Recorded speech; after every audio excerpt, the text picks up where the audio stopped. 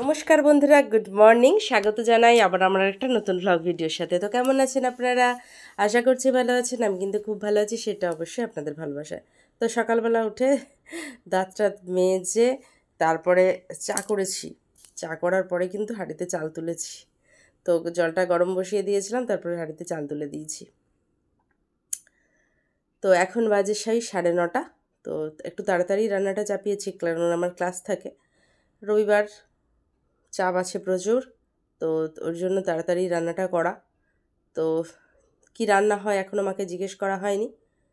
তো মানে ভাতের চালটা তুলে এখানে এসে বসে আছি আর কি, দেখা যাক কি হয়। কি রান্না হবে গো?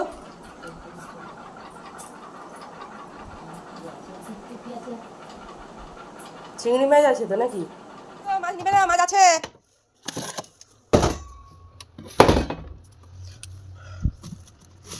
ফুলকপির পোস্ত করবো না কুঁদরি পোস্ত গো? ফুলকপি পোস্ত করবো। আচ্ছা, তা কুঁদরি পোস্ত নাকি?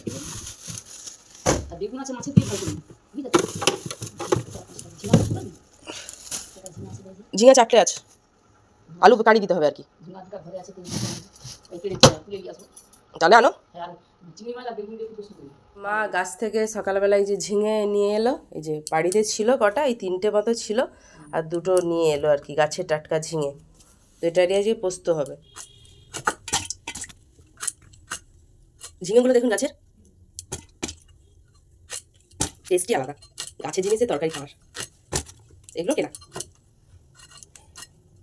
না, ও এগুলো কেনা নয়, এগুলো আগে তুলে রাখা ছিল। পোস্তটা যে ভালোই লাগবে। চলো ঝটপট আনাজটা কাটি।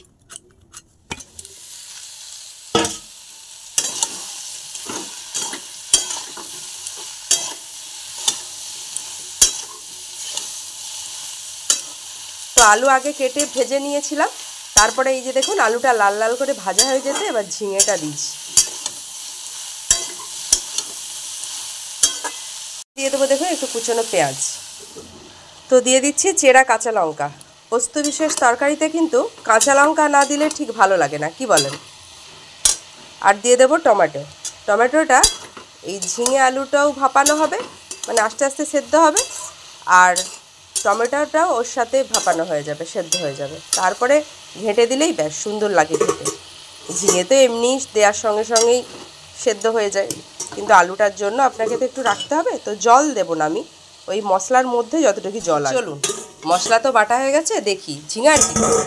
আরে বাবা, একদম সুন্দর পারফেক্ট হয়ে গেছে দেখুন। টমেটোটাও বেশ গলে গেছে। এই তো এবার টমেটোটাকে এইভাবে ঘেঁটে দেবো, বুঝলেন? এইভাবে টমেটোটাও ঘাটা হয়ে গেল, আর বাকি যেটুকু গোটা আছে ও মশলা দেওয়ার পরে ওটাও হয়ে যাবে। যাই হোক, এখানে দেখুন পোস্ত বেটে রেখেছি। যাই পারে বলুন, নিম্ন মধ্যবিত্ত ফ্যামিলিতে পোস্ত খাওয়াটা কিন্তু বড্ডই চাপের হয়ে যায়,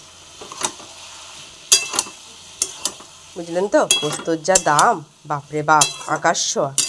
যাই হোক, মাঝে মধ্যে তো একবার করে খেতেই হবে বলুন। তো এবার মশলা ধোয়া এই যে মিক্সির বোলটা যে ছিল ওর মধ্যে আর কি মশলা ধোয়া জলটা ছিল, আমি দিয়ে দিচ্ছি। বললাম না, এক্সট্রা কোনো জলের ব্যবহার করব না, ওই মশলা ধোয়া জল যতটা,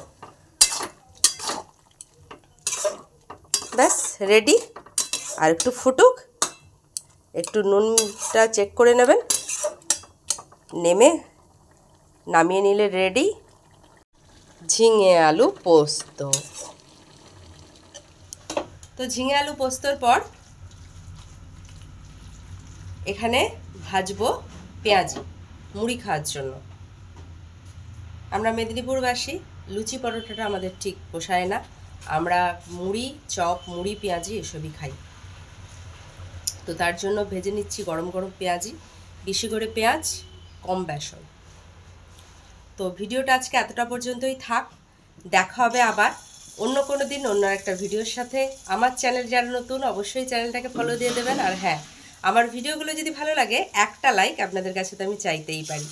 আর আপনারা ভালো থাকবেন, সুস্থ থাকবেন, আর অবশ্যই যারা ফেসবুক থেকে দেখছেন তারা চ্যানেলটাকে ফলো দিয়ে দেবেন, যারা ইউটিউব থেকে দেখছেন তারা চ্যানেলটাকে সাবস্ক্রাইব করবেন, আর যারা থ্রেড থেকে দেখছেন তারাও কিন্তু চ্যানেলটাকে ফলো দিয়ে দেবেন।